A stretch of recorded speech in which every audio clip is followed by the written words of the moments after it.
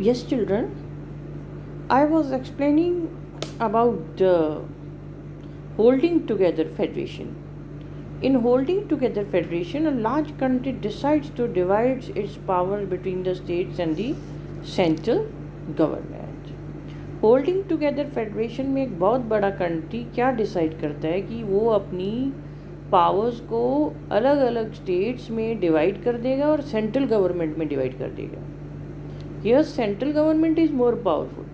यहाँ central government ज़्यादा powerful है किसके मुकाबले? स्टेट गवर्नमेंट के मुकाबले.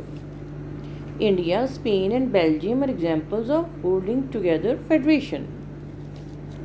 Now our constitution has following federal features.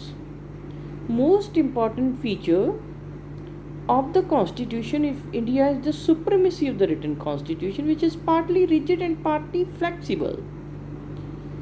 देखो हमारे कॉन्स्टिट्यूशन की ये निम्नलिखित फेडरल फीचर्स हैं.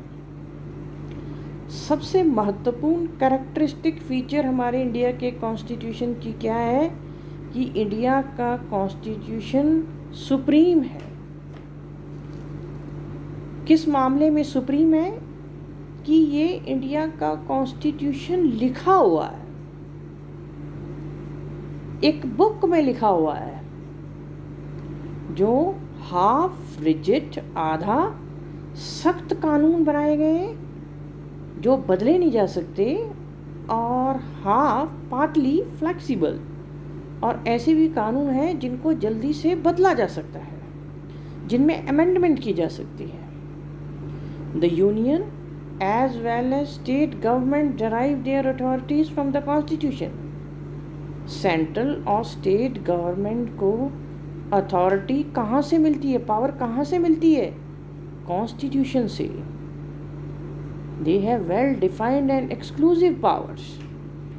बहुत अच्छी तरह से लिखी गई हैं पावर्स, और कुछ स्पेशल पावर्स दी गई हैं. किस एरियाज़ में, किस स्फीयर्स में? एग्जीक्यूटिव को, लेजिस्लेचर को और जुडिशरी को एक्सक्लूसिव पावर्स दी गई हैं कॉन्स्टिट्यूशन में. सुप्रीम कोर्ट फाइनल इंटरप्रेटर और गार्डियन है कॉन्स्टिट्यूशन का. सुप्रीम कोर्ट का डिसीजन फाइनल होता है और सुप्रीम कोर्ट के डिसीजन को मानना ही पड़ता है. और ये कॉन्स्टिट्यूशन का रखवाला भी है सुप्रीम कोर्ट.